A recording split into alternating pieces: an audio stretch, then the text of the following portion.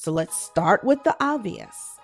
And that is that the imposter syndrome thing is a whole lie. It's a feeling. It's not a fact. Okay. So you really need to start to do whatever you can to push past those feelings of not being good enough, or those feelings that no one's going to pay for my services. People are really going to pay that much for what I do. Yes, they will. To transform your business into a brand that truly shines, well, you're in the right place. My name is Sommer Vega, and I am thrilled to have you here. With over 25 years of experience from leading communications teams to building my business from scratch, I've seen it all: setbacks, success, and everything in between. And guess what? I'm here to spill the beans on what it truly takes to build and sustain a brilliant brand. So whether you're just starting out or looking to revamp your existing brand, you'll find golden nuggets of wisdom right here. We'll dive deep into strategies, mindset shifts, and nitty-gritty details that make brands extraordinary. Stick around, because Brilliant Brands Academy is where we believe that every entrepreneur has the potential to create something truly exceptional. And together, we'll turn that potential into reality. So hit the subscribe button and let's get started on this exciting journey to brand brilliance. Welcome back to Brilliant Brands Academy podcast, your go-to spot for building brands that are bold, bankable, and backed by strategy. I'm your host, Sommer Vega, and today we're going to get into something that every single entrepreneur needs to hear. This is a podcast that is about the financial lessons I've learned since being in business for myself. Let's be real.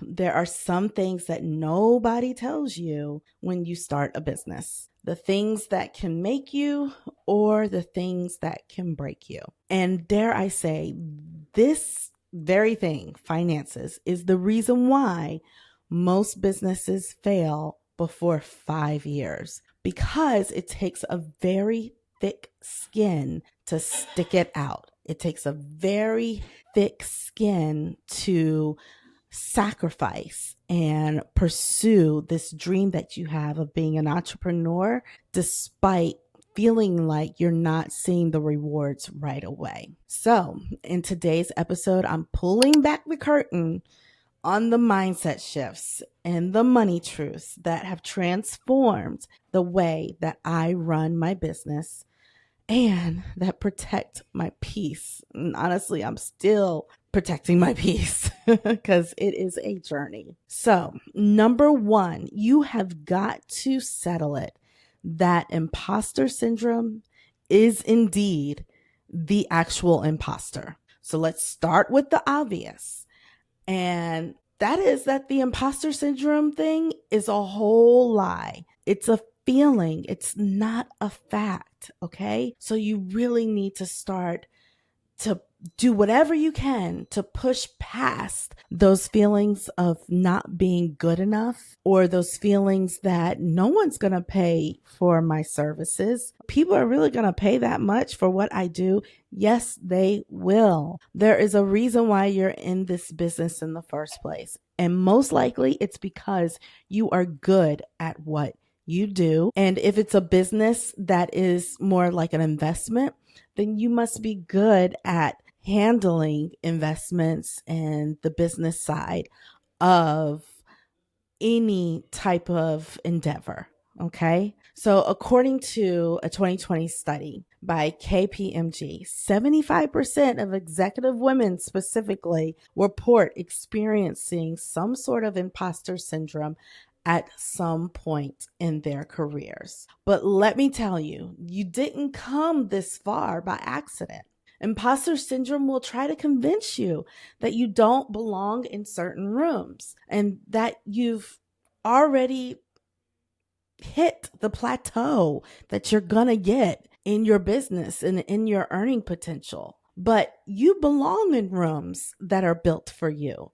In fact, I dare to say that there's some rooms that you've already built for yourself. So it's not your job to feel ready. It's your job to stay faithful. It's your job to stay consistent. It's your job to keep doing the things that you know you need to do to find success. The imposter syndrome is doubt. It's not you. Pause. I have to remind you about my 5-day Brilliant Brands Accelerator program that is starting April 21st. You do not want to miss it. Go ahead to pocketpr.net so that you can find out more information about it. This is for you if you are just starting out building your brand, or you are in the thick of it but still need some brand clarity. Sign up today. You do not want to miss it. I am going to be there live teaching you the things that I've learned over 25 years on how to build a brilliant brand. Go ahead and do it. Sign up. Sign up today.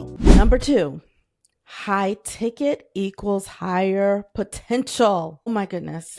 Please do not undervalue your offers. I did this in the beginning stages of my business. I tell you, I kept undervaluing myself. I kept undercharging for my services to the point where I ended up getting an accountability partner who was there for me to look over my proposals to make sure that I'm actually charging what I need to charge. And 9 times out of 10, this accountability partner, she would always be like, oh no, Summer, you need to charge more. I used to think that by pricing things lower, that would make my services more accessible. But here's the truth. The higher the offer, the higher the income potential, and the higher the transformation for your client. People value what they invest in. According to Kajabi, creators with premium offers of $500 or more tend to earn significantly more in the long run because they attract committed clients. In fact, I know one individual who, if you give them a cheaper price, he'll ask, well, what does this thing have that the higher price doesn't have? Because I want the higher price because I want the best. And there are people out there that think that way, that if it costs a certain amount of money, it must mean that I'm getting the best value out of this particular business. So when you price yourself way too low, or just not way too low, okay? If you price yourself too low, you are not doing anyone a favor, not even your audience. You're not even doing them a favor. Number 3, you can't help the poor by becoming one of them. This is very connected to my second point, my second lesson. Let's just call it what it is. Some folks will expect your business to operate like it's a charity, but you can't serve others if you're drowning yourself. This is another lesson. I'm being transparent. Oh my goodness. This is another lesson that I heard the hard way. I would constantly undervalue, I guess that's the theme of it all. I would undervalue myself. And I would hear someone's sad story about how they can't afford what I have, but they need it because they want to start a business and they need branding and they need marketing and graphic design and all of those things. In the beginning, because I was just starting out, I would really underprice my services to the point where it was almost like I was giving them away. And you know what ended up happening? My household suffered. My family wasn't eating. I mean, they were eating, but I'm being figurative. You know what I mean? My family basically was sacrificing food on the table. And I know I'm exaggerating, but you get the picture. Okay. They were sacrificing because I was not charging. And when you think of those clients that aren't paying, they're fine. But here I am struggling to make ends meet, struggling to pay the bills, struggling to pay the mortgage, struggling to put food on the table because I am undervaluing and undercharging for my services. And let's think about this long term. If you price your services accurately, right? That high value ticket price, you will find and attract clients who pay that. And when they pay that, you will have more than enough. And then what a great feeling it is to just write a check, stroke a check for charity. what I ended up doing, because my natural nature is just to give, I give, give, give, give, give. That's just who I am, to a fault almost. So I had to reel myself in by deciding on one nonprofit that I give my services to pro bono every year. And once I have that one nonprofit, then that is my messaging on why I can't take another one on. And it just keeps me still kind of feeling that need that I want to be a benefactor to others.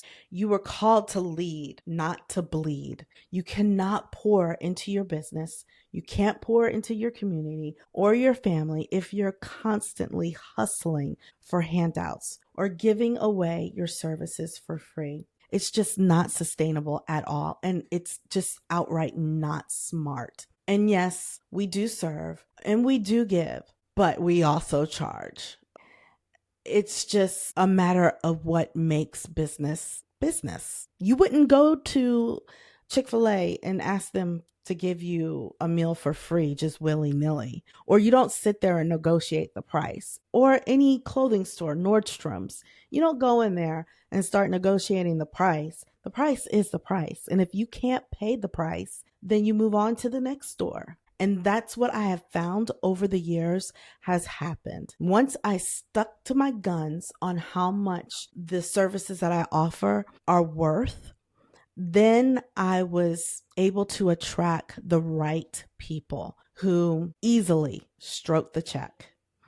And those who could not stroke the check, they went to someone else. They went to someone else who unfortunately was paying or charging less for the services. And let me note this. If it's less, 9 times out of 10, its value is not great either. I have to consider, or we have to consider, the fact that we have several years of experience. So in my case, I've got over 25 years of experience. I also made the investment to go to school for this. And I paid my dues early on in what I would like to say is more like an apprenticeship. So your 9 to 5 jobs that are connected to your business, they are like an apprenticeship. So I have learned through the jobs that I've had in the past, good, bad, and ugly. I have had great bosses that are mentors, but I have also had very bad bosses. But I still learned even through those experiences along the way.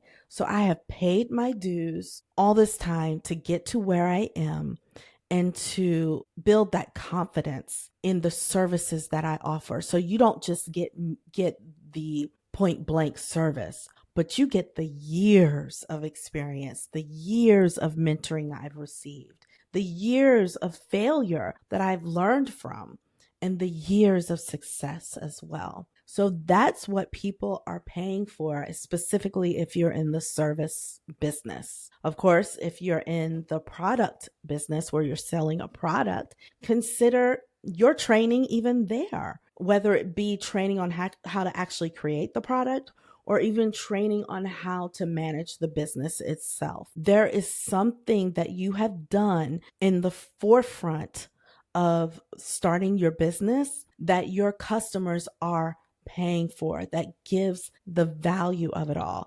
Plus, not to mention the materials and not to mention the time that it takes to produce the product. Hey, the time that it takes to produce whatever it is, even with your service. Because if you are coming down to it, how much do you want to make an hour? Think about that. How much do you want to make hourly? If it's $100 an hour, then think, how long does it take to create this product and multiply it? But then don't just stop there. What's the value of it all? So back to a service business like myself, if I am creating a social media campaign, for instance, that might not take me that long to do, because at this point in my career, I can do a lot of things efficiently and in excellence pretty fast. And that just comes from these 25 years of doing this, being in business businesses where there were high deadlines, high turnarounds. Specifically, when I was a journalist, I had a lot of high turnaround deadlines. And when I was an advertising executive, there were things that came in quickly and you had to turn it around quickly. So by just the mere fact of having that experience and knowing what to look for in products or services, I have the ability to do things a little bit faster than, say, someone who probably just graduated from college. And that's just the truth. It just comes with natural experience. And that's not to downplay anyone who just graduated from college. Not at all. I'd say that you are in the perfect position to learn as much as you can and continue to perfect your craft, and that you too have something valuable to offer, but always look for opportunities to grow. All right, let's move on.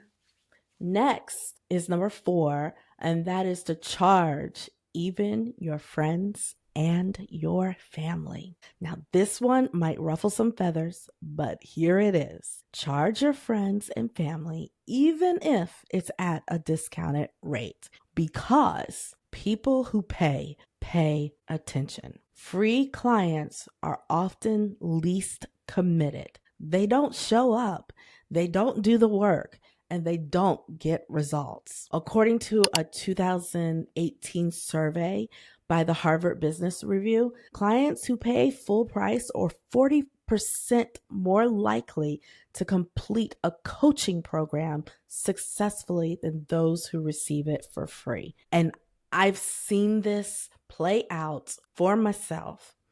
If the product is free, they are least likely to show up for the coaching calls. They're least likely to watch the modules.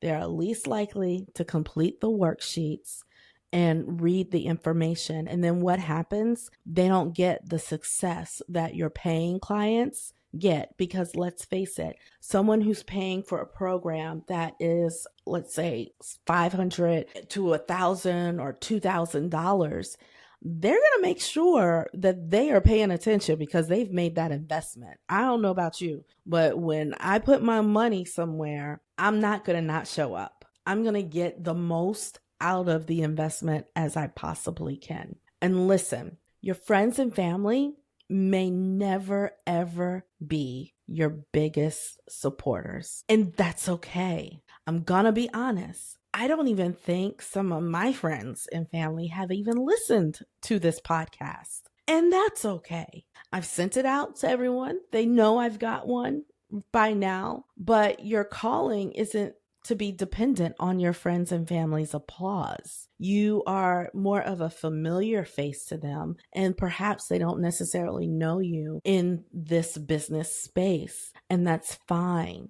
That doesn't mean they don't love you. That doesn't even mean that they don't support you.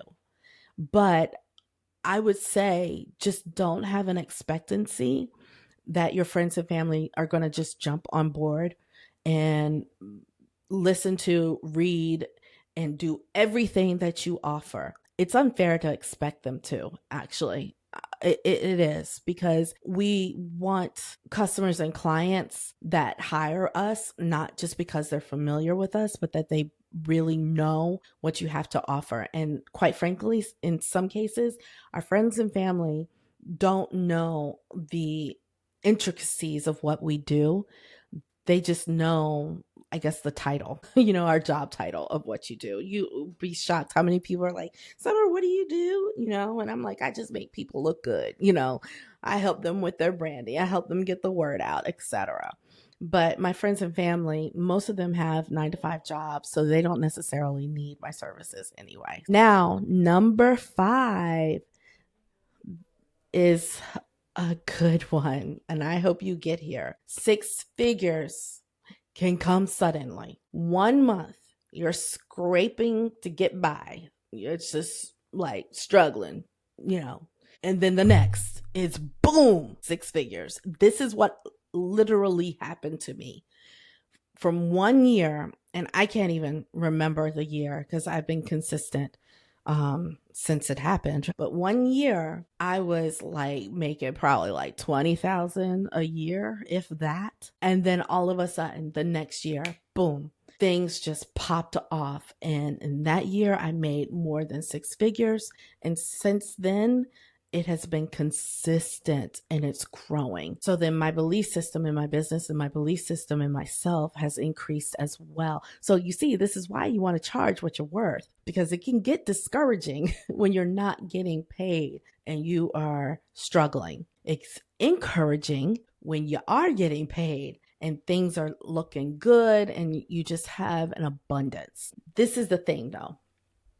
When you hit those six figures, you got to be prepared for the blessing you've been praying for. When your revenue grows, so should your structure. It may be time, in fact, to move from being an LLC, if you are an LLC, because a lot of solopreneurs, we start off that way, and then into being an S Corp for better tax benefits. You will save with tax benefits if you're in six figures or higher. With an S Corp, you're also required to put yourself on payroll rather than to just take owner draws, which keeps your finances cleaner and it often reduces self-employment taxes. So this is something I know in the beginning years of my business, I did often, and I'm honestly still making that transition into the S Corp, but those owner draws could end up being something that is hard to get control of, meaning that you're paying yourself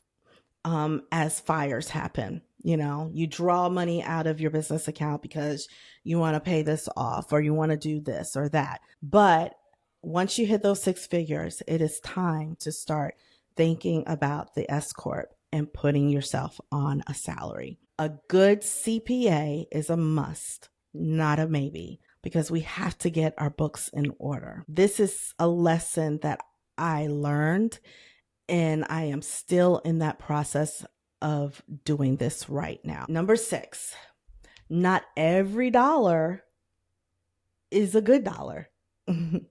It's tempting to say yes to every single client, but every dollar is not worth it. Discernment is a business skill. Just because someone says they're interested in your services, and honestly, they could even have the money to pay for your services, doesn't mean that they're a good fit for you. So for me, in my service business, public relations, I have a discovery call. And in that discovery call, my goal is to do two things. That is for the client to see what I have to offer and discover if I'm a right fit for them. And then number 2, is the client a right fit for me? Because a bad client could be a headache. And in the long run, you could actually end up losing money because they take up a lot more of your time or they don't trust your processes. You have to ask, is this person ready to trust the process? Or are they just looking for someone to push buttons? That's something that I have found is not a good fit for me. When I have a process, so I have a customer journey from the moment that they are exposed to who I am to the moment that they sign on the bottom line and hire me. And then I also have a customer journey for those who sign from the launch of us working together all the way until the finished product. I have found that those clients who want to skip through a lot of the foundational, structural, strategic pieces where I am guiding the ship, those clients end up being a headache. Because I've had a couple of clients who I will meet and say, okay, we need to do this is next. And then they outright say, oh no, I don't have time to do all that. I'm at a 911. I need to do this instead. And then I find myself diving into producing some graphic design and doing some campaign before we've even had those structural pieces together. And you know why? It's because in both cases, when I think of it, I've had 2 clients like this. In both cases, their foundation and the structure of their business and their business environment was not sound at all. They were grabbing at all kinds of things. And while they hired me to come in and fix it and make it cohesive, they almost wanted me to just plug in and be a part of all the nonsense, where it was more like, I'm a button pusher. Oh, I just need you to do a flyer. I just need you to do this. No, no, no, no, no, no, no, no, no. I really need you to trust the reason why you hired me in the first place, so that I can guide you through the correct process of streamlining all of your communications, and to get the messaging clear, concise, to the point, and to make it into a cohesive brand. The clients that allow me to do this, they find so much success because there's trust there. But the clients who want to kind of take the ball and be like, oh no, I don't know, I want to do this instead, I want to do that. It takes a lot of time, and I end up losing money because a lot of times they take more time than what is necessary. And then in all cases, we end up backtracking and getting back to the basics anyway. So it's like, why didn't you just trust me to start here? I segue.